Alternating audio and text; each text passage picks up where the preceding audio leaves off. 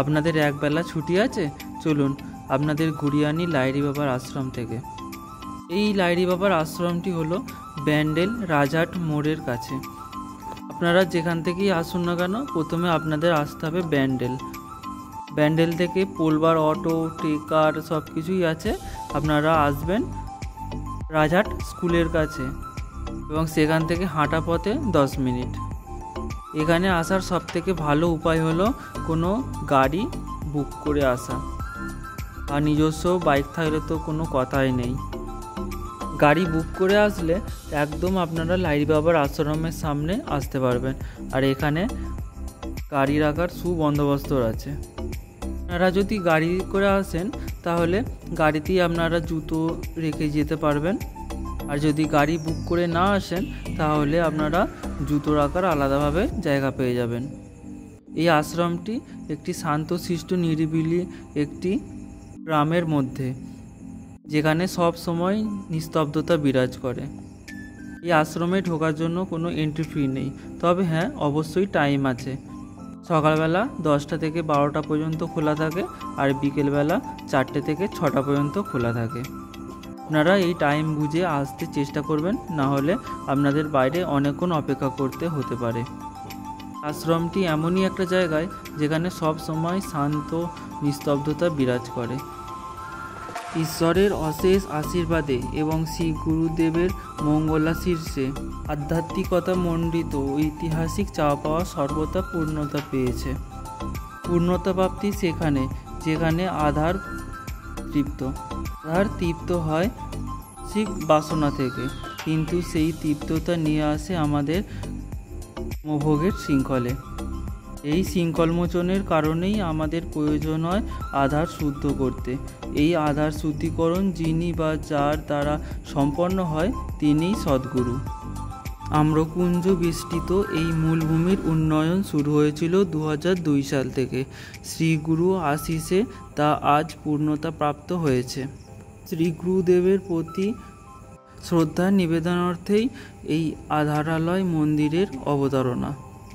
গুরুর চরণে যতক্ষণ না পর্যন্ত নিজের শরীর, মন, বুদ্ধি বা জ্ঞান অর্পণ করছো, ততক্ষণ পর্যন্ত তোমার পূর্ণতা প্রাপ্তি হবে না। দেহঘটেই তার অবস্থান, তাই তো দেহের প্রতি কন্দরে দেবতার বাস। দেবতাকে প্রাপ্ত হতে গেলে প্রাণকে মূল করে দেবতার উদ্দেশ্যে গমনের হেতু এই পুষ্করিণী অবতারণা।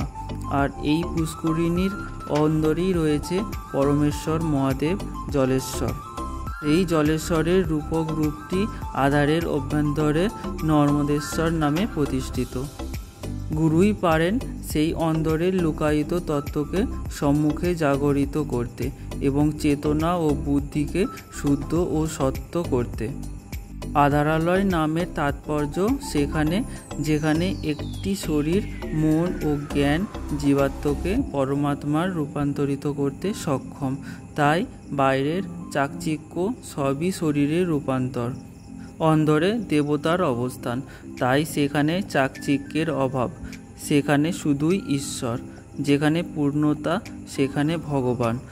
আধারালয় মন্দিরকে দর্শন করে আপনার আধ্যাত্ম চেতনা ও আপনার দৈহিক সত্তা চৈতন্য সত্তায় রূপান্তরিত হোক, এই কামনাই করি।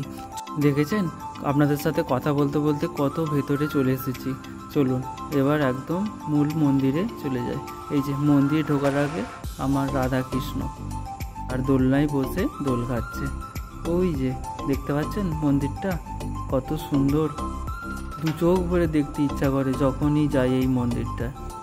এই আশ্রমটা আমার বাড়ি থেকে 5 মিনিটের রাস্তা, তাই মাঝে মাঝেই এখানে গিয়ে একটু ঘুরে আসি। ভিডিওটি ভালো লাগলে অবশ্যই একটা লাইক করে দেবেন, একটা শেয়ার করে দেবেন, কমেন্ট করে দেবেন, আর ফলো করতে ভুলবেন না। তাহলে আরও নতুন নতুন লোক ভিডিও পোস্ট করতে আমিও উৎসাহিত বোধ করব। চলুন এবার আস্তে আস্তে মন্দিরের দিকে যাওয়া যাক। মন্দিরের ভিতরে ক্যামেরা অ্যালাউড নয়, তাই এখানে ভেতরে ক্যামেরা নিয়ে ঢুকতে পারবো না। মোবাইল নিয়ে ঢুকতে পারবো, কিন্তু সেখানে কোনো ভিডিও বা ফটো তুলতে পারবো না। এই যে এসে গেছি এই রাজহাটের মন্দিরে। মন্দিরটা দেখলে চোখ ফেরানোই যায় না। দেখেছেন কত সুন্দর, কত যত্ন সহকারে মন্দিরটা তৈরি করা। চারিদিকে আম্রকুঞ্জ বেষ্টিত, আর তারই মাঝে এত সুন্দর একটা আশ্রম, আর তারই মধ্যে এত সুন্দর একটা মন্দির। এখানে প্রায় প্রত্যেক দিনই অনেক দর্শনার্থী আসেন। যাদের একবেলা ছুটি থাকে বা একদিন ছুটি থাকে তারা এখানে এসে ঘুরে যায়। এই যে এখানে জল আছে, জলে পা ডুবিয়ে মন্দিরে প্রবেশ করতে হবে। ভেতরে রামকৃষ্ণদেব, লক্ষ্মীনারায়ণ, গণেশ, শিবজি, মা কালী সব ঠাকুরেরই বিগ্রহ আছে। এমনকি জগন্নাথ দেব, সুভদ্রা এবং বলরাম দেবেরও বিগ্রহ আছে। এখানে পুজো দিতে চাইলে বাইরে থেকে ধূপ এবং প্রসাদ কিনতে পারবেন, তবে গেটের বাইরে এরকম কিছু বিক্রি হয় না। ঠিক মন্দিরের সামনে যেখানে একটা রথ দেখলেন সেখানে একটি ব্যক্তি পুজোর কিছু সামগ্রিক নিয়ে বসে থাকেন, তাঁর কাছ থেকে এগুলো সংগ্রহ করতে পারেন। মন্দিরটা ঘুরে আসার পর যেখান থেকে এন্ট্রি করেছিলাম সেখানেরই বাম সাইডে একটা জায়গাতে এখানে ছোট ছোট পাখি আছে। এখানে বাচ্চারা আসলে অবশ্যই আনন্দিত উপভোগ করবে। ছোট ছোট পাখি, পশু যেমন হাঁস, কচ্ছপ, অনেক কিছুই আছে এখানে। এখানে যে কোনো ধর্মের মানুষই আসতে পারে। এই দেখুন এখানে মুসলিমদের সব কিছুই আছে। এখানে আপনারা দেখলেই বুঝতে পারছেন এই জায়গাটা পুরোটাই মুসলিমদের জন্যই বানানো। আবার এই বাঁ দিকে আছে যীশু খ্রিস্টের বিগ্রহ। এই দেখুন এটা খ্রিস্টানদের ধর্মাবলম্বী মানুষদের জন্য। আরও এগোলে একটি শিব মন্দির পাবেন, চারিদিক থেকে জল পড়ে। রাস্তা দিয়ে আরেকটু এগোলে এই ডান পাশে যে মন্দিরটা আছে এখানে দেখতে পাবেন কিছু বাচ্চা ছেলে মেয়েদের পড়ানো হচ্ছে, তার গুরু শিক্ষা দিচ্ছে। যে শিক্ষার্থীরা তার গুরুর কাছ থেকে শিক্ষা নিচ্ছেন। এবং আরেকটু সামনের দিকে এগোলে এই যে মন্দিরটা দেখতে পাচ্ছেন এখানে লোকনাথ বাবা বিরাজ করছেন। আপনারা রনে বনে জলে জঙ্গলে যেখানেই বিপদে পড়বেন লোকনাথ বাবার নাম স্মরণ করবেন, তাহলে অনেক মন থেকে বল পাওয়া যায়। এটা আমার উক্তি নয়, এটা স্বয়ং লোকনাথ বাবারই উক্তি। চলুন এই যে ডান দিকে দেখতে পাচ্ছেন এটা হলো আর একটা মন্দির। এখানেও একটি ভগবান বিরাজ করছেন, যার মুখ দর্শন করলে মনের মধ্যে একটা অদ্ভুত শান্তি আসে। বলুন তো এটা কোন ঠাকুরের মূর্তি? কমেন্টে অবশ্যই বলবেন এটা কোন ঠাকুরের মূর্তি। আর এনার পাশে দুজনে বাজনা বাজাচ্ছেন, আর তার উল্টো সাইডে আরও দুজন বাজনা বাজাচ্ছেন। চলুন এবার আপনাদের একটা শিব মন্দিরে নিয়ে যাই।